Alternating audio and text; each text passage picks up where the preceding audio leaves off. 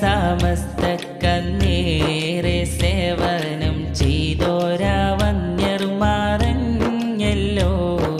പുഴക്കാട്ടിരി നാടിൻ്റെ ദീൻ വിളക്കായി ജോലിച്ചോരാ വെട്ടം പോലിഞ്ഞല്ലോ.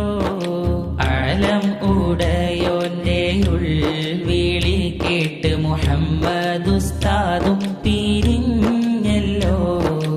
അന്നാ വിയോഗത്തിൻ വാർത്തയും കേട്ട് നാടാകെ തേങ്ങിക്കരഞ്ഞല്ലോ.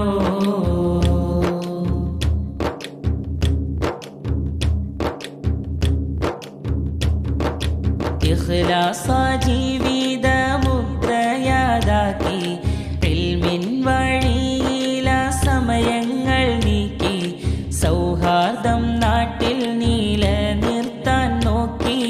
സമുദായ ഐക്യവും കോർത്തന്നിണക്കി. മുന്തിയ ദീനിന്റെ ഖാദിമായി നിത്യം നടന്നുള്ളൊരുസ്താദ് മുഫത്തിഷ മുഹമ്മദ് ഉസ്താദ്.